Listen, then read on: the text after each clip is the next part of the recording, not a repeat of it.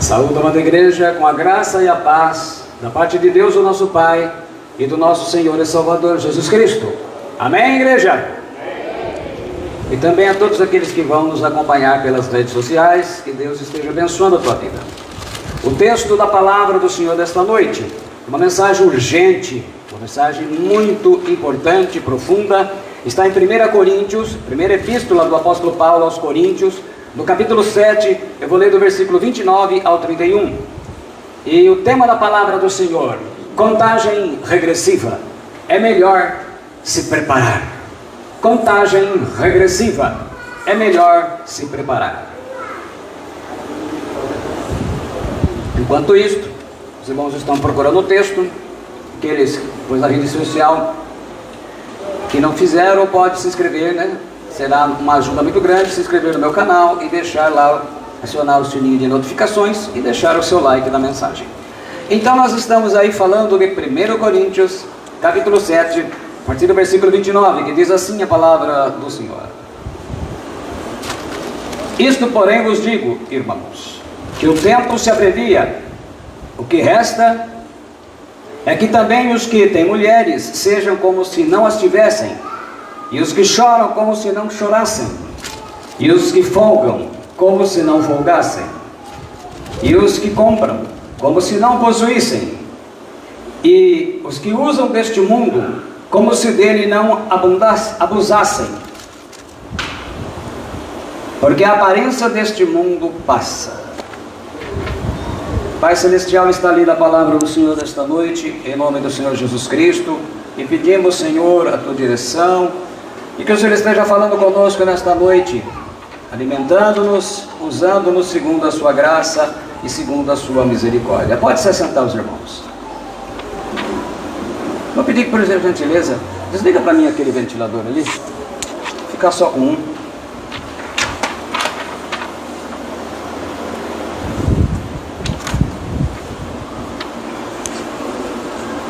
O apóstolo Paulo está falando algo muito importante aqui, mas infelizmente os cristãos do Ocidente, especialmente do Brasil, não entenderam o que está acontecendo. Está todo mundo brincando de ser cristão. Nesta noite, eu sei que a gente vai ter que repetir isso muitas vezes, mas antes de trazer a mensagem no pessoal, naquilo que interessa a você, eu preciso começar a falar, e eu vou mostrar um pouco de algumas coisas que você não vê, não percebe, devagarinho, para que você vá entendendo a palavra profética e entendendo que, em decorrência disso, as coisas estão repercutindo na sua vida. Então, primeiramente, esses versículos eu vou tecer um pequeno comentário que ele diz assim: Isto, porém, vos digo, irmãos, o tempo se abrevia.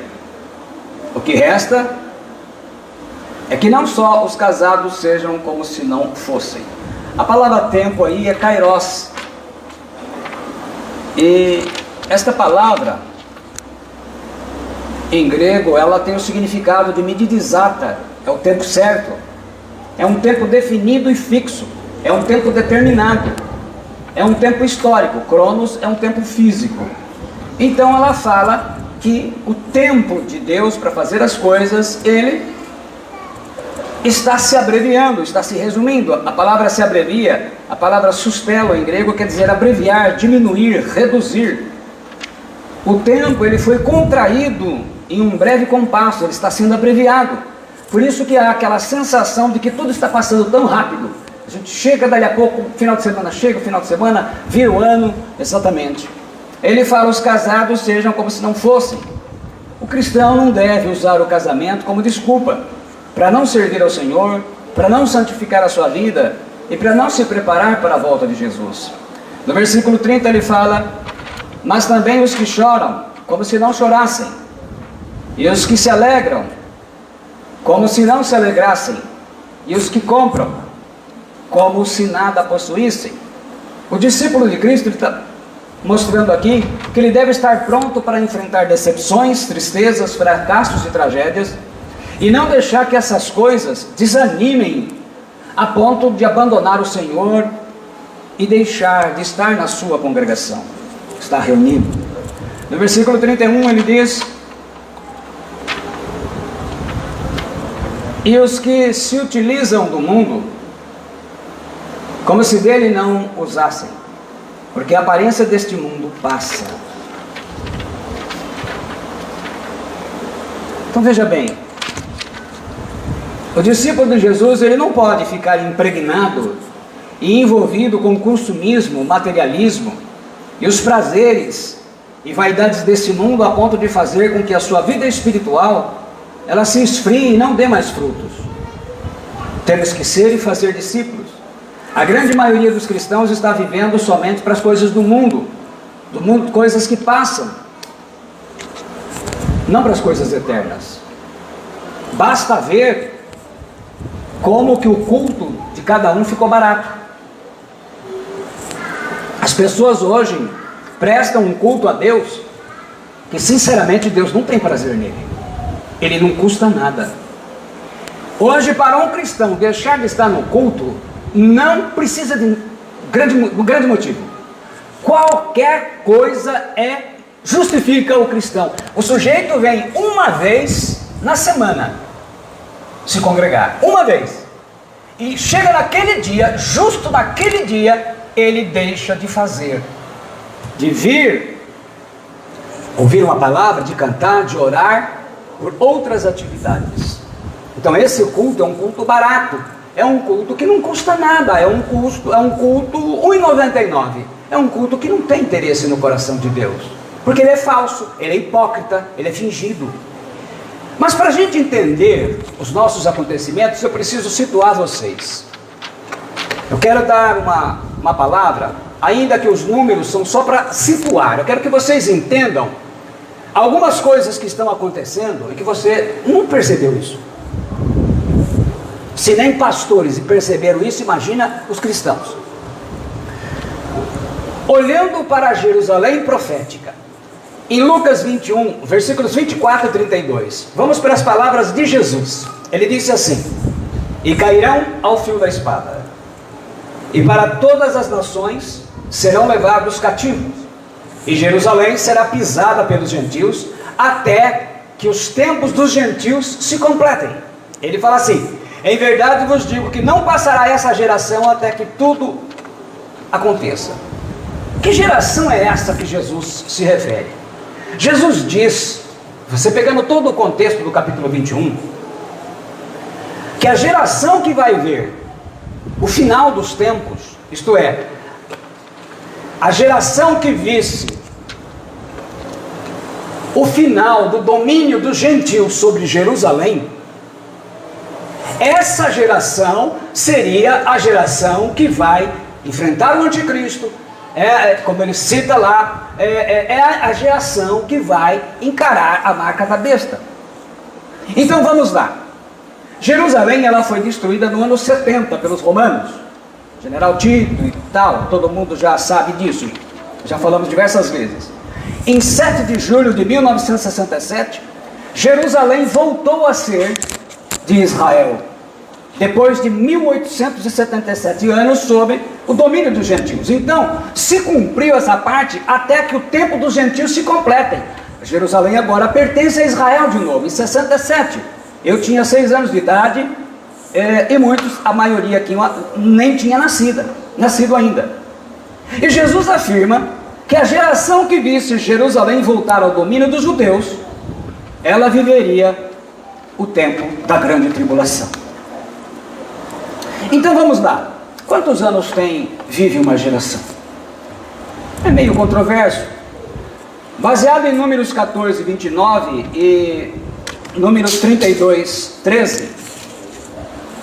Números 14, 29 diz assim: nesse deserto cairão os vossos cadáveres, Deus falando, como também todos o que vós foram contados segundo toda a vossa conta, de 20 anos para cima, os que dentre vós contra mim murmurastes.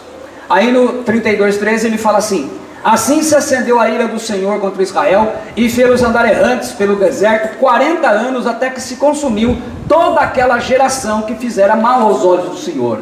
Então, tinha 20 anos, 40 que consumiram, são 60. São mais ou menos 60 anos. Com base no Salmo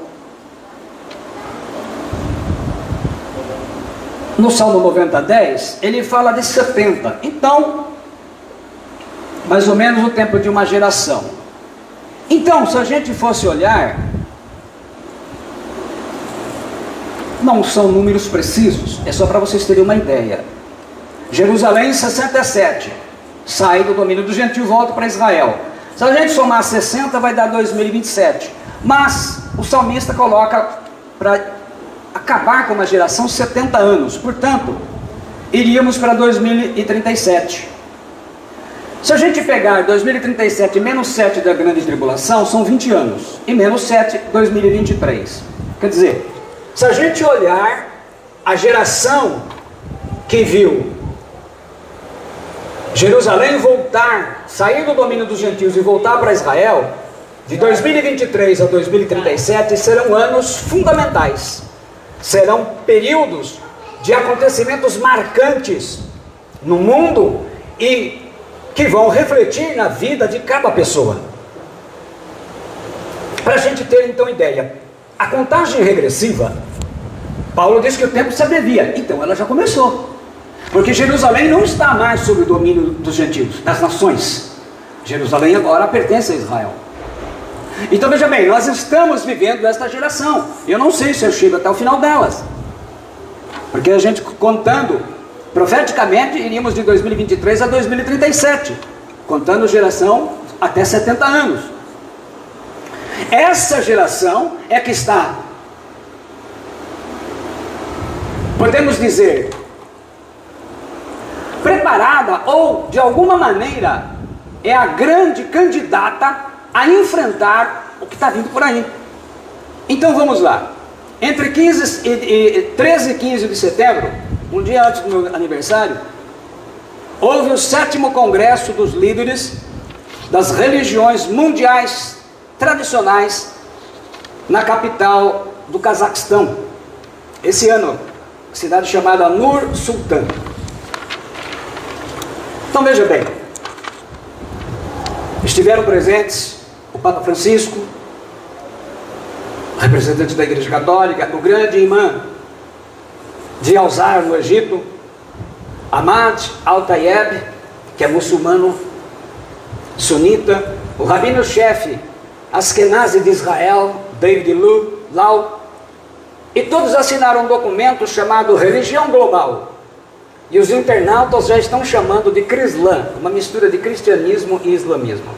Então lá estava o catolicismo, representando o cristianismo, o islamismo, o judaísmo, o budismo, o shintoísmo, os mormons e muitas outras religiões tradicionais. O caminho ele está se abrindo para a formação da nova ordem mundial, para o governo do anticristo, que envolve a economia, de onde teremos a moeda única, que é virtual, e a marca da besta, a política das 10 nações que vão apoiar o anticristo, envolve o poderio militar, e envolve a religião, uma religião única, para se cumprir Apocalipse 13:8, que ele diz assim: e adorá-lo-ão todos os que habitam sobre a terra, aqueles cujos nomes não foram escritos no livro da vida do Cordeiro, que foi morto desde a fundação do mundo. Eu vou falar algo assim, primeiro a nível de nações, aí a gente chega para nós. Então assim, você não está percebendo, mas as religiões já estão se aproximando para uma unidade. E mudança nas nações. Apocalipse 17, 12 e 13 diz assim: os 10 chifres que viste são 10 reis, os quais ainda não receberam o reino, mas recebem autoridade como reis com a besta durante 1 hora. Agora, aí no versículo 13, ele coloca assim: tem estes um só pensamento, e oferecem à besta o poder e a autoridade que possuem. A palavra pensamento, gnomei em grego, ela quer dizer uma mente, um pensamento, quer dizer um processo mental que se concentra nas ideias e nas ideologias. Então, as nações, elas estão sendo preparadas para ter um pensamento, uma ideologia que vai de acordo com aquilo que o anticristo vai implantar. É um propósito, uma determinação, é uma intenção de algo que tem que ser feito. Então poderíamos dizer o seguinte: as lideranças das nações precisam pensar da mesma forma, com as mesmas ideologias. 10 reis fala de 10 nações que formarão o poderio militar do anticristo. Essas nações, elas virão do antigo Império Romano. É muito interessante que o antigo Império Romano, ele era formado por Portugal, regiões da Espanha, que é a 19ª potência militar, França, que é a 7ª potência militar, pela Grã-Bretanha, que envolve Inglaterra, Escócia, País de Gales, é o chamado Reino Unido, que é a 8ª potência militar, Bélgica, os Países Baixos, que envolve Holanda, Aruba, Curaçao e San Marino, Itália, que é a 11ª potência militar, a Grécia, que é a 27ª potência militar, Marrocos, Turquia, que é a 13ª potência militar, Israel, que é a 18ª potência militar, mas Israel vai ficar fora disso. Ele vai ser, na verdade, enganado no começo e depois a coisa vira para o lado dele. Líbano, Iraque, Síria, a região dos Balcãs, que envolve Albânia, Bósnia, Herzegovina, Macedônia, Kosovo, Sérvia, Romênia, Montenegro, Bulgária, parte da Rússia, que é a Crimeia, que foi agora novamente pela Rússia, ela foi anexada, e a Suíça. Então veja bem, desses países, 10 vão formar a coalizão, e muitas outras nações vão estar ali também ligadas a ela. Então, Alemanha, Grã-Bretanha, França, Itália, Espanha, Portugal e a Suíça são 7 desses 10, depois 3 mais. O que importa de tudo isso daí? É que as nações ou vão ser contra ou a favor. Quem tem poderio militar vai ser contra muitas nações, mas muitas vão estar do seu lado, vão estar lado a lado. E aí nós estamos vendo que essas nações estão sendo preparadas conforme a profecia de 2 Tessalonicenses 2,7, que diz assim: porque já o mistério da injustiça opera, somente há um que agora o retém, até que do meio seja tirado. A atualizada traduz: com efeito, o mistério da iniquidade já opera, e aguarda somente que seja afastado aquele que agora o detém. A King James atualizada traduz: na realidade o mistério da iniquidade já está em ação, restando tão somente que seja afastado aquele que agora o detém.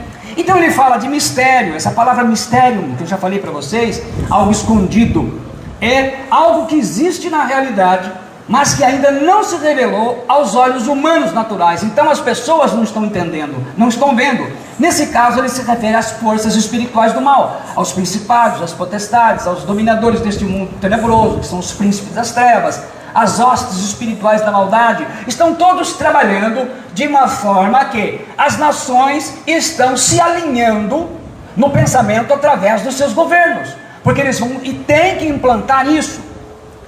Essa palavra iniquidade ou injustiça, conforme a tradução, traduz a palavra grega anomia, que fala a iniquidade é a condição daquele que viola e despreza a lei de Deus e os seus mandamentos. Então, o que essas ideologias precisam fazer? Levar a população a violar os mandamentos de Deus. A palavra opera, energel, quer dizer trabalhar para alguém, atuar, trabalhar para alguém, que é no caso o anticristo. Essas forças então, elas estão agindo, levantando lideranças nas nações para implantar os seus sistemas, as suas formas de pensamento, que a gente chama de ideologias, para promover o pecado, a iniquidade, isto é, afrontar os mandamentos de Deus.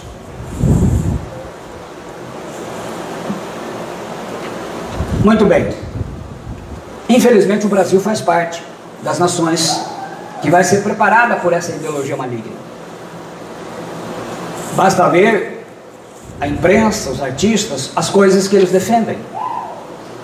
Então, meus irmãos, tudo o que está acontecendo no Brasil, a gente vê uma parte, revoltada com as eleições, outras coisas acontecendo inexplicavelmente, mas tudo aconteceu como tinha que acontecer. Se olhássemos a palavra profética, nós iríamos entender que era inevitável as coisas, e vai ser cada vez mais. Os acontecimentos, eles estão sendo abreviados, isto é, Deus está resumindo, Deus está encurtando o tempo. É mais ou menos aquilo que José falou para Faraó em Gênesis 41:32. E o sonho foi repetido 2 vezes a Faraó. É porque esta coisa é determinada por Deus, e Deus se apressa em fazê-la. Então, estas coisas são determinadas por Deus, e Deus se apressa em fazê-la. Então, você precisa se preparar, e é bom que você saiba o que fazer. Então agora eu falo para cada um. Então estou mostrando para vocês que os acontecimentos não são aleatórios. Não está acontecendo nada que Deus não queira.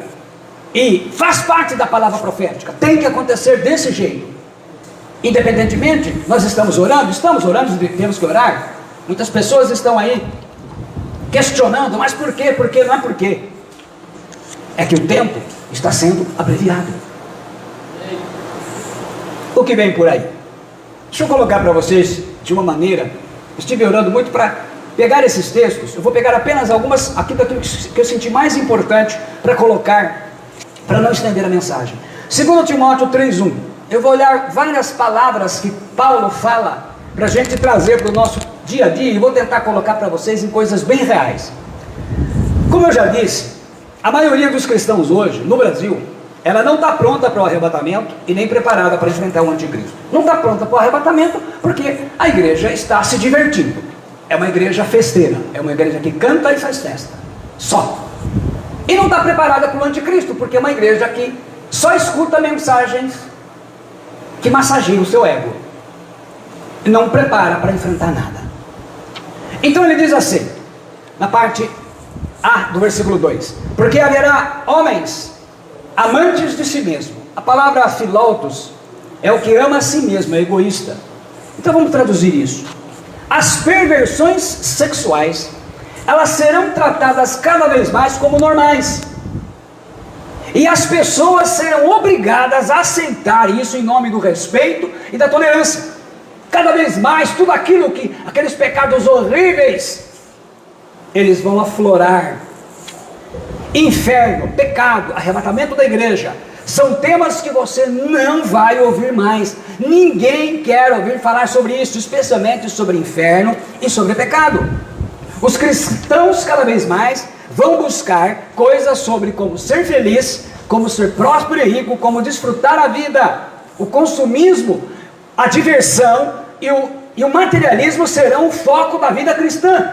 Por isso que eu comecei a mensagem dizendo: o culto hoje não custa nada para a maioria das pessoas.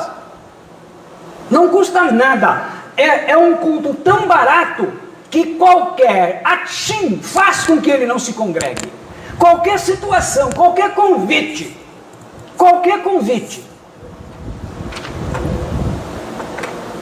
Depois fala a parte irreverentes. Essa palavra acebês quer dizer ímpio, que não tem temor a Deus. Ele está falando dentro da igreja. Os cristãos vão começar a ser ímpios, que condena a Deus, aquele que só reclama dele.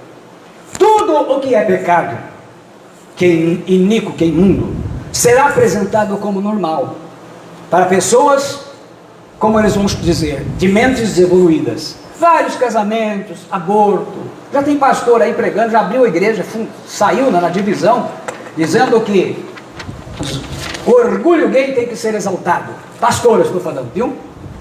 Os cristãos não aceitarão mais viver sobre os mandamentos de Deus, e passarão a viver sobre suas próprias regras. Não tem nada a ver. É uma frase que você vai cansar de ouvir.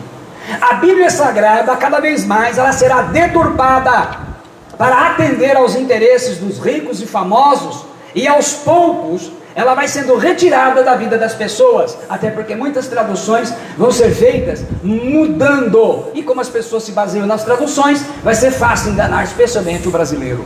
Aí fala que os homens vão ser cruéis dentro da igreja.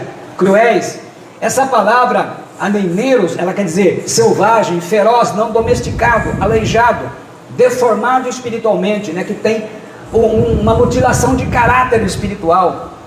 Isto é, o que eu quero dizer com isso? Traduzindo no português claro, vamos ver, e já estamos vendo, isso vai piorar, a inversão de valores. O que é certo passará a ser errado, e o que é errado passará a ser certo. Isto é, o sujeito corrupto, estou falando dentro da igreja, a gente esquece os corruptos de fora, interessa os cristãos. O corrupto, o mentiroso, o ladrão, o adúltero, o desonesto, esse sujeito vai ter valor e vai ser exaltado. Então isso dentro da sua empresa, em todos os campos onde você for, você vai ver as pessoas que fazem coisas erradas sendo valorizadas. Agora os sujeitos de bem, sincero, justo, fiel, trabalhador, honesto, esse vai ser desprezado, vai ser humilhado, esse vai ser esquecido. Então se prepare para enfrentar essas coisas, se você realmente quer ser fiel a Deus e aguardar fazer parte daquele que será removido antes do anticristo. E ele fala mais, ele fala que vai ser inimigos do bem ou sem amor para os do bem. A palavra afilagatos, ela significa aquele que se opõe à bondade das pessoas de bem. No trabalho, você será obrigado a mentir. É isso que vai acontecendo. Porque a partir de agora, nessa inversão de valores, tudo o que é errado vai passar a ser certo. Então, você vai ser obrigado a mentir, muitas vezes a ser corrupto, a enganar, a ser desonesto, a rir de piadas infames, a aceitar ideologias de governo ímpio que afronta a palavra de Deus. É uma situação que vai constranger e visa constranger aqueles que são fiéis. Se você se recusar a participar, será perseguido, e olha lá, será humilhado e muitas vezes será mandado embora do seu trabalho. Tem mais? Paulo fala que os cristãos serão traidores. A palavra prodoteis quer dizer traidor, quer dizer, é perigoso sem o parecer. O traidor é aquele que parece que não é, mas é. Então você vai, poxa, mas o sujeito era crente. É esse aí mesmo, é desse que nós estamos falando. Os do mundo sempre foram assim. Pastores e cristãos se aliarão aos governos ímpios para atraírem os cristãos que permanecerem fiéis a Jesus. Eu não disse ímpios, eu estou dizendo de pastores e cristãos. Vai ser uma antecipação do que acontecerá nos tempos do anticristo, porque é o mesmo espírito do anticristo que está agindo. João fala assim, em 1 João 2, 18 e 19, você já deve ter lido isso.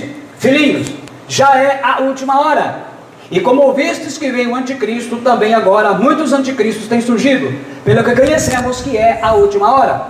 Eles saíram do nosso meio, entretanto não eram dos nossos, porque se tivessem sido dos nossos, teriam permanecido conosco. Todavia eles se foram para que ficasse manifesto que nenhum deles é dos nossos. Muitos funcionários do anticristo, e que vão tramar armadilhas para pegarem os cristãos verdadeiros e fiéis, serão cristãos que apostataram da fé em troca das benesses, da prosperidade da marca da besta. E daqui para frente, veja bem, o tempo profético que eu coloquei começa em 2023. Você vai ver que muitos cristãos e pastores fiéis a Deus vão ser perseguidos, e quando você descobrir, para sua frustração, foi ideia vinda de outro pastor, de outro cristão.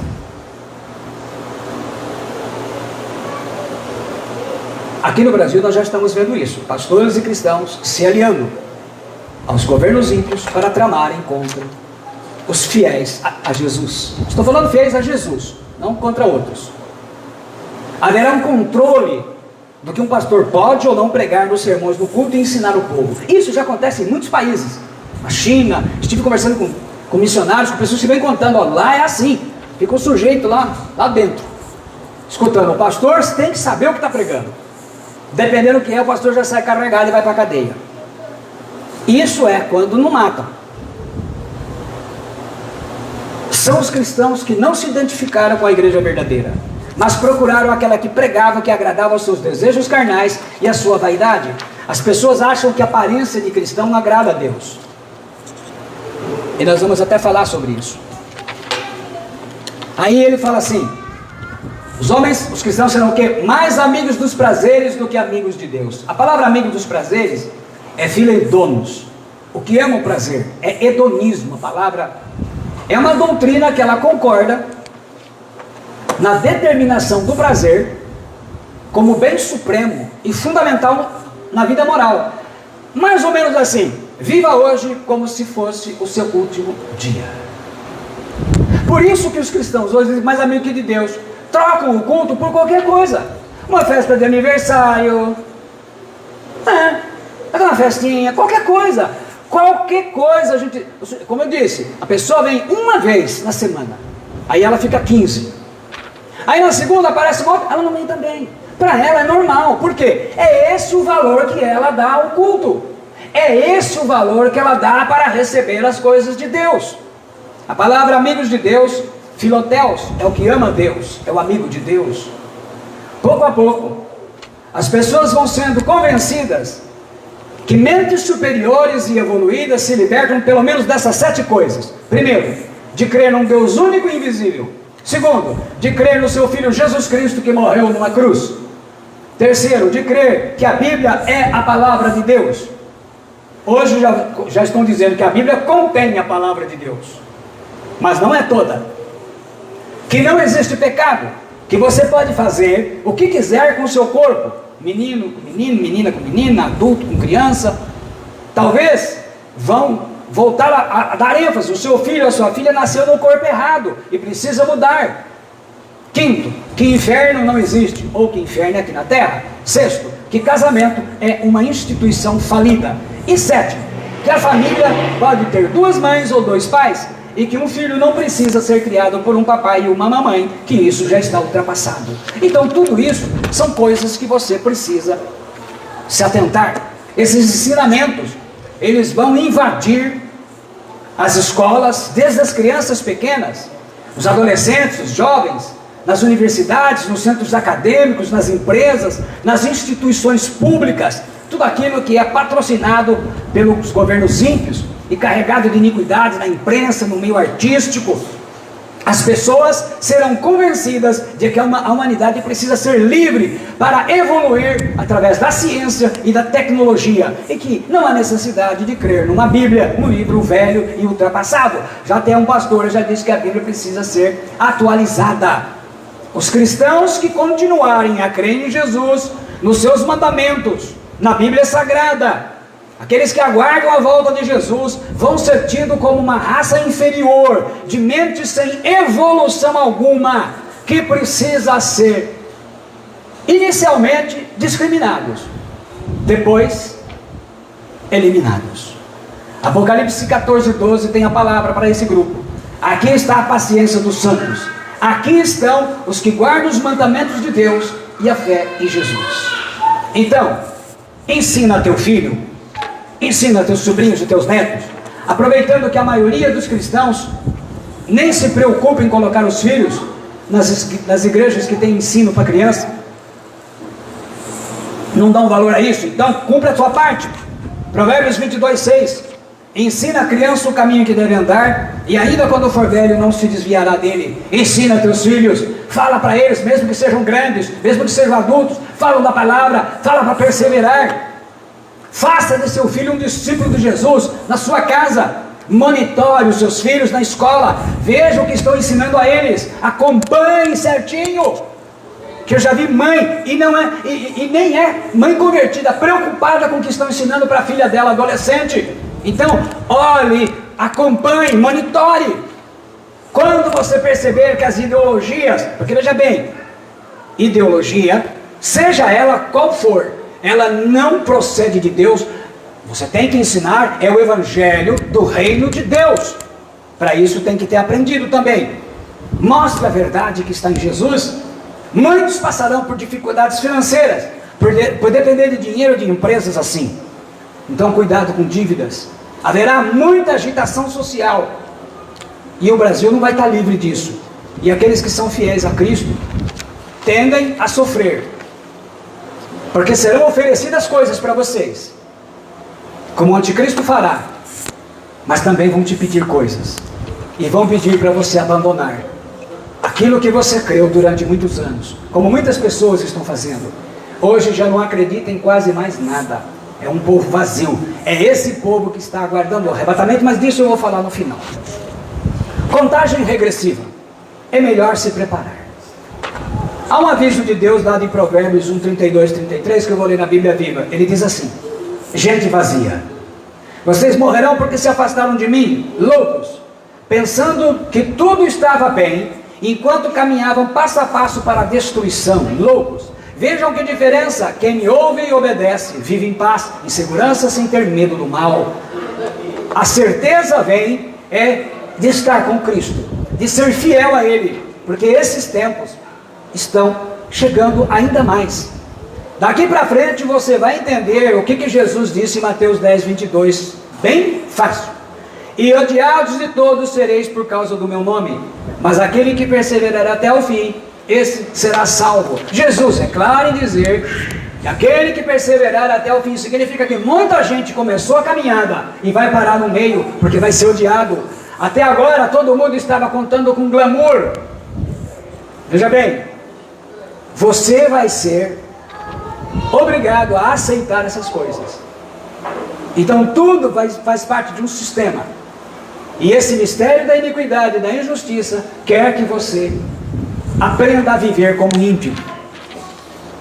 E ele diz mais: dentro da família, irmão entregará à morte irmão, e o pai o filho, e os filhos se levantarão contra os pais e o matarão. A finalidade é trazer confusão e enfraquecer aqueles que são fiéis.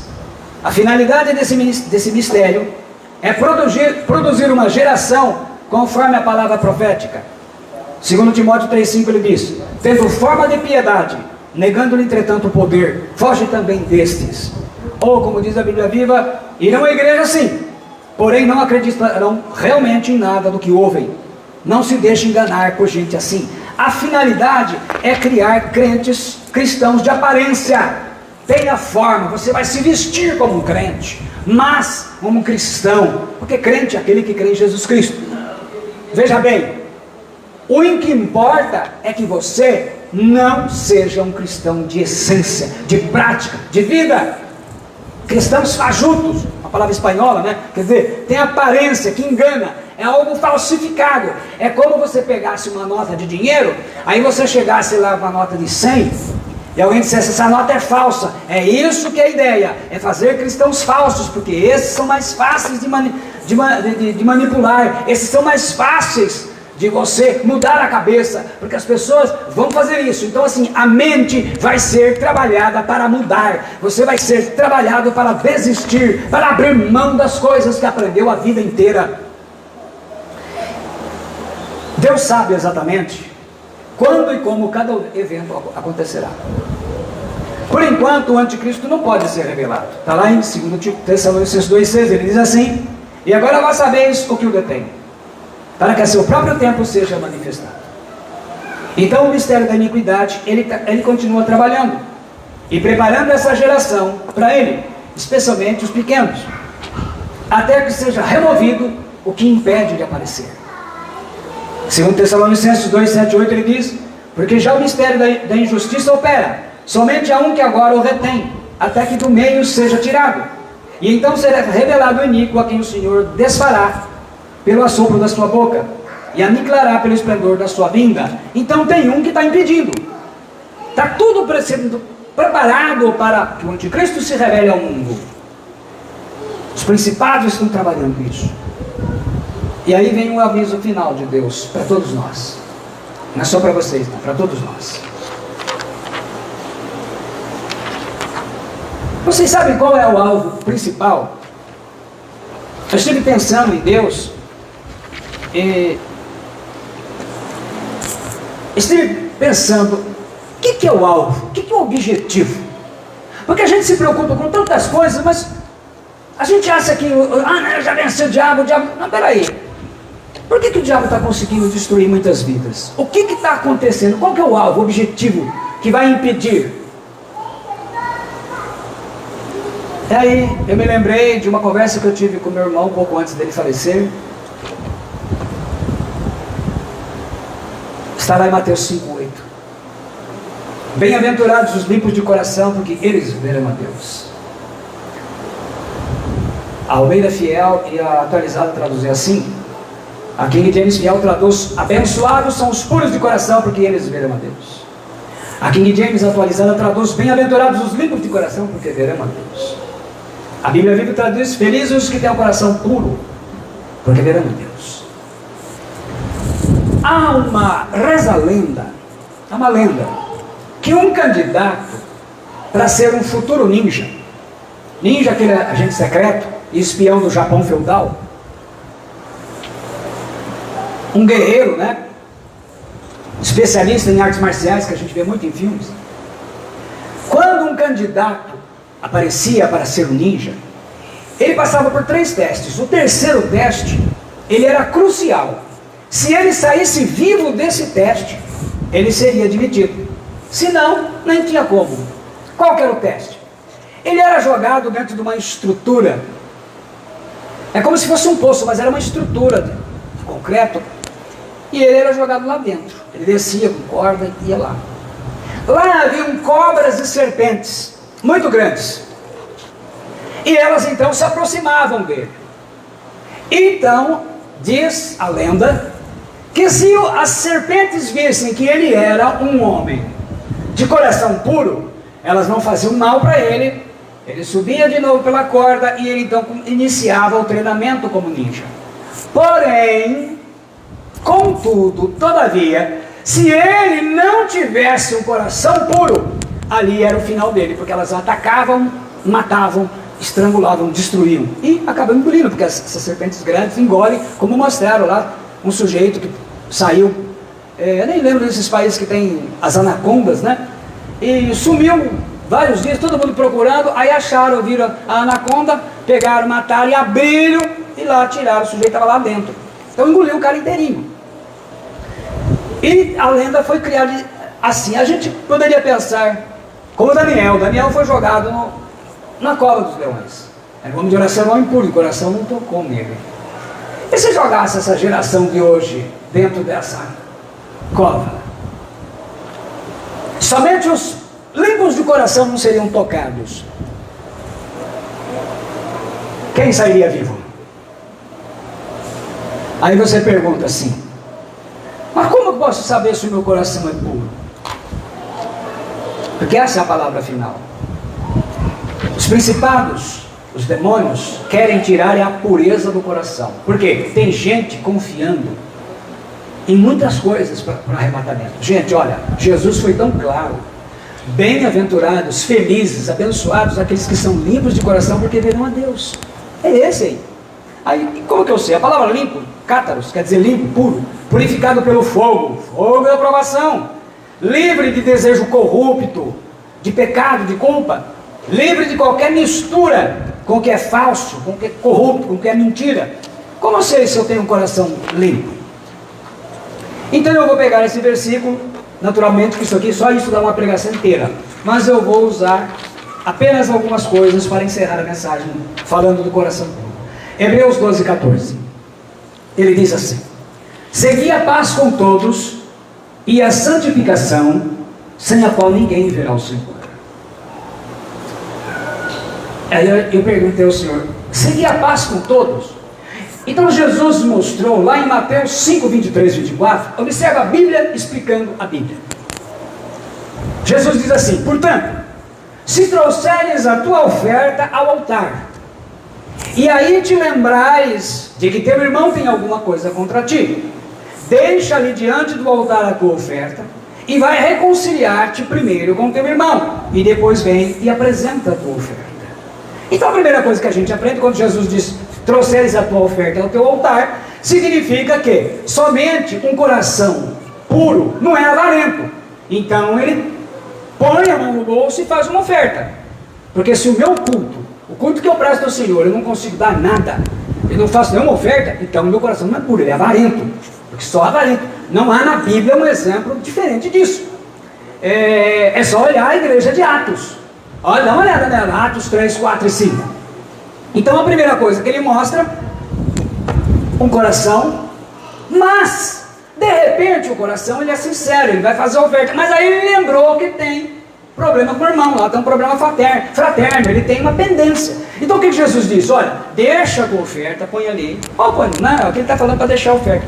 Vai lá, se acerta com o irmão, aí você volta e apresenta a tua oferta. Então, o culto do verdadeiro adorador, aquele que tem um coração puro, ele não só faz a oferta, mas ele faz a oferta com o coração puro.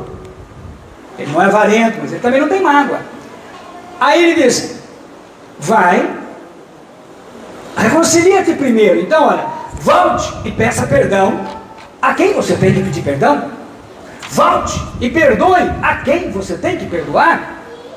Volta para a congregação de onde você saiu brigado, prontou lá, recebe a bênção, o perdão, volta, aí faz a oferta, correto? Porque nós estamos acostumados a resolver as coisas no jeitinho brasileiro. Aí ele fala, e depois vem e apresenta a tua oferta.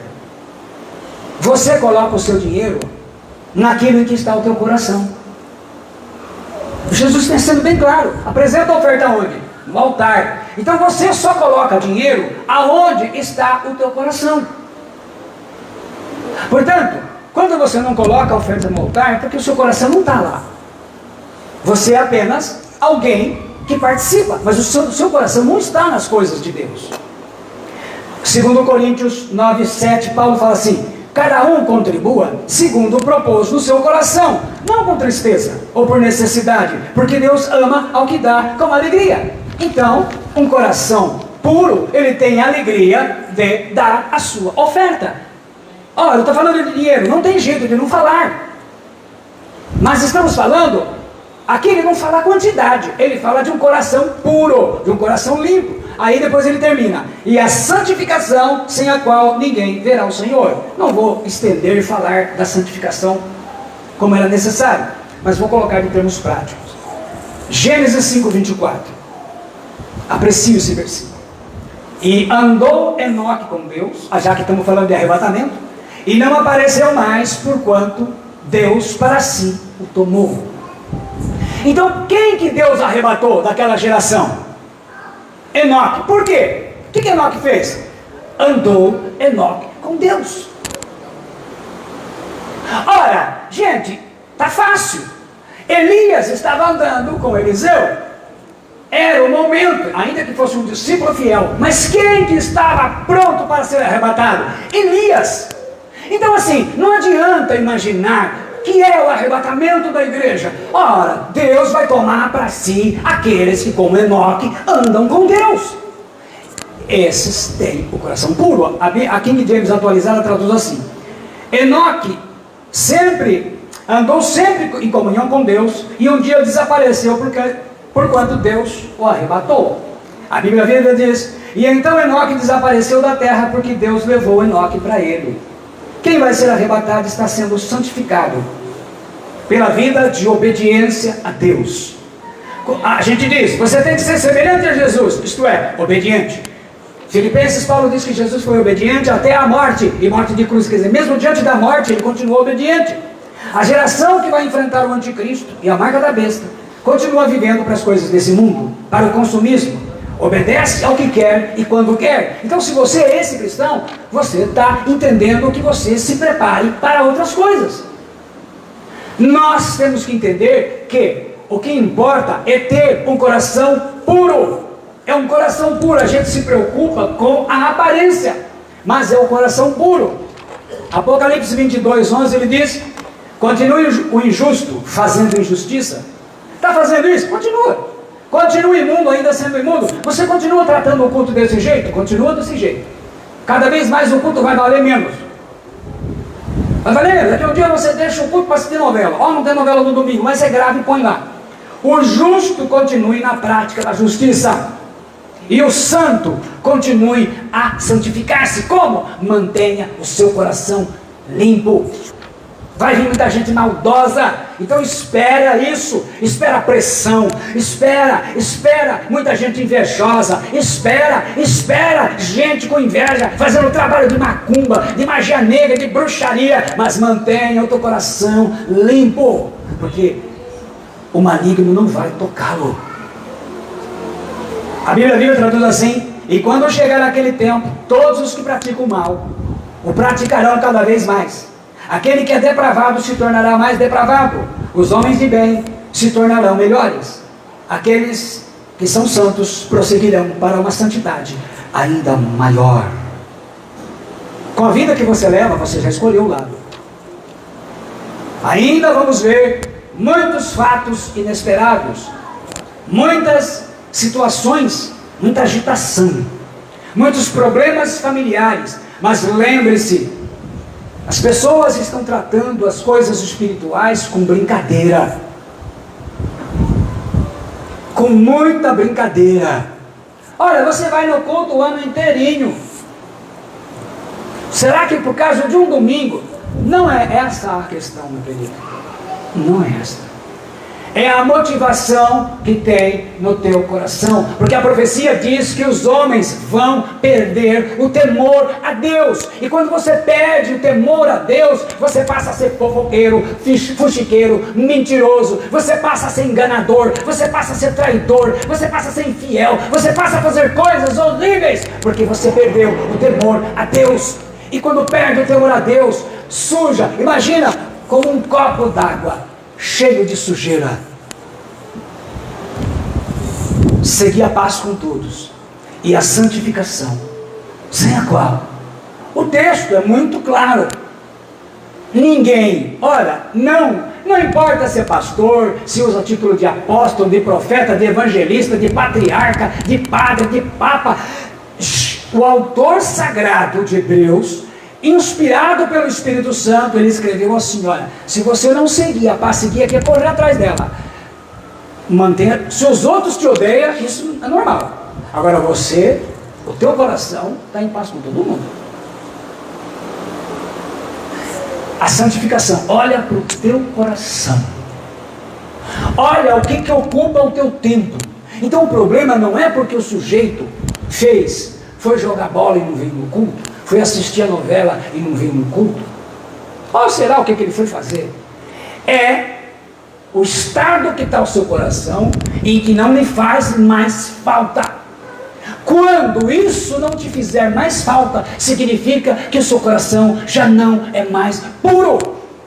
E Jesus, o meu Senhor, ele disse assim: bem-aventurados os limpos de coração, ou os puros de coração, conforme a tradução, porque eles verão a Deus. Então assim, meus irmãos, quem não tem coração puro, vai ver o diabo, vai ver o inferno, porque a promessa de Jesus é para quem tem o coração limpo. Mantenha o seu coração limpo, não importa se te humilharam, não importa se pisar em você, não importa se te odeiam, mas não deixe sujar o teu coração. Não permita que nenhuma maldade, não permita que ódio, que desejo de vingança, não permita que nada que seja mal tire a pureza do teu coração.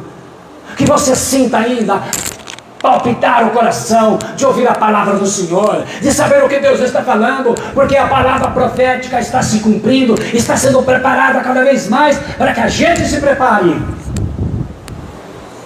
Vai chegar o momento, igreja, em que o mundo vai ver, aleluia, os mortos em Cristo Jesus ressuscitando, os vivos transformados, e para todos aqueles que duvidaram, a igreja será arrebatada aos céus ao encontrar o Senhor Jesus nas nuvens. É a palavra de Jesus e ela se cumprirá.